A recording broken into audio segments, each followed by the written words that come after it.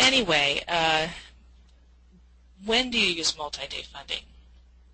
Going back to this 30-day restriction that I mentioned earlier, that's where I'm seeing a lot of people who are needing a loan for more than 1 day.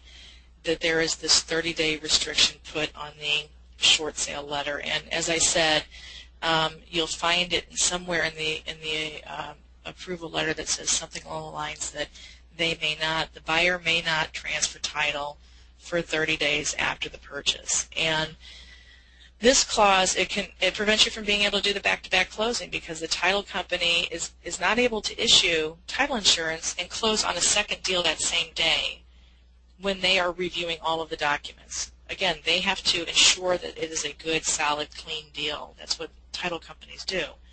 And if they know that you're going to resell it to a third buyer and they're reading that this approval, short sale approval letter comes down and it says you cannot do that, then they're just not going to participate. They're not going to be part of a back-to-back closing. So in that case, you need to use multi-day funding. And this is, like I said, the dreaded item number 10 that I was referring to earlier. And there's question about whether or not this clause is even enforceable, whether it's even legal.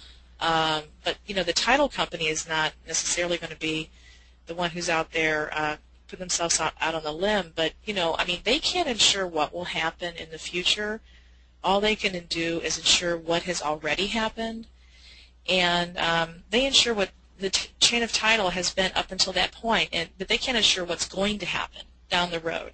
But nonetheless, the title companies, they take the conservative route and don't become party to a back-to-back closing, and multi-day funding becomes necessary. But if you hold on to the end of the call today, I'll be giving you some tips on how you can do these deals in not 30 days, but in 2 days. So hold on to the end, and you'll find out how to move forward with that and be able to profit from those kinds of transactions and not let all of your hard work go down the drain. Another situation where you're needing multi-day funding is that the C buyer's lender wants to see the seller on the title for X number of days. And the reason why the lender may want to do this, and I see it ranging from 3 days, 5 days, 8 days. And the reason why the lender wants to see that is they just want to make sure that nothing pops up after closing.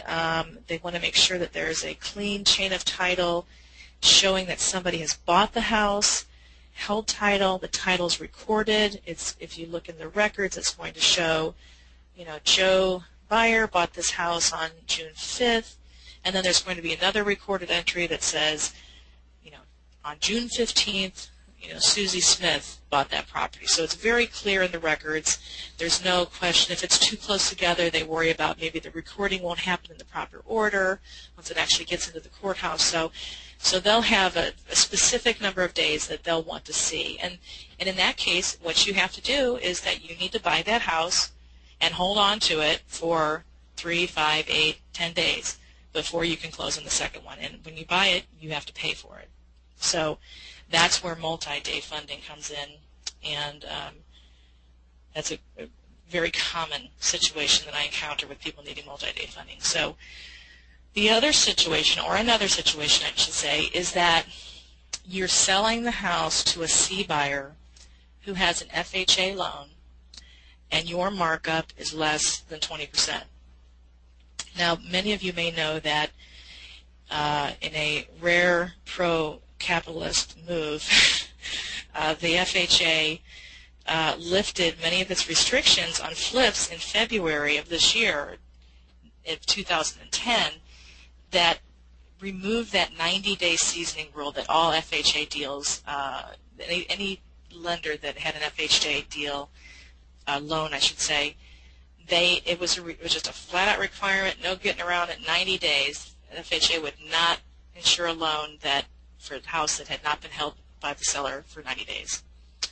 Well, realizing that there's a glut of houses on the market, that all real estate investors are not evil, and we're really trying to just make a living and provide a good way for the economy to keep moving, to keep the cogs greased, and everything moving along. They lifted a lot of the restrictions, and began to allow the flips, which again underscores the legality of flips.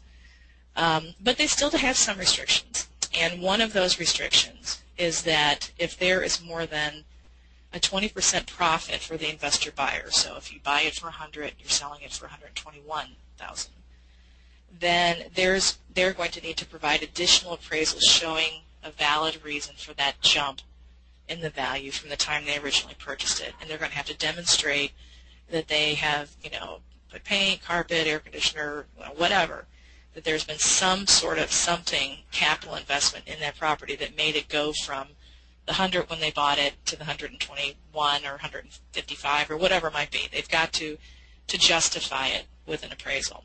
However, if the profit margin's less than 20%, and again, unfortunately, you're kind of seeing that more and more too when the short sales, you're not getting them approved with quite the margins that there used to be a few years back.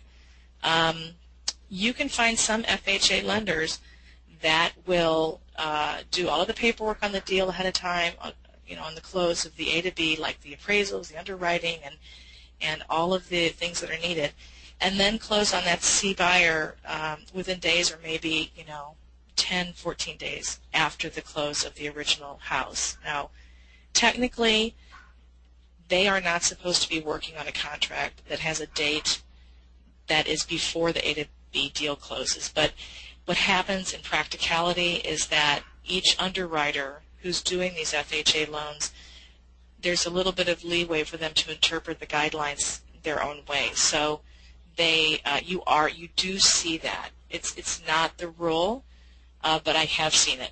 I have seen it enough to make it a fairly strong occurrence of how these FHA deals are going down. On the flip side of that, if you've got an FHA deal that is more than 20% profit, you're back to the original 90-day deal. That's again, you're kind of stuck. Have you seen other ways around that, Andre, when it's beyond the 20% profit situation? Have you encountered something that's different there? No, it's pretty, from what I've seen out here, pretty cut and dry. That you're in that longer quarter year seasoning, right? 90-day seasoning if it's more than that 20%. So, right. Fortunately, with the way the banks are just so tight with the purse strings, it's not a common occurrence where people are seeing a 20% markup anyway.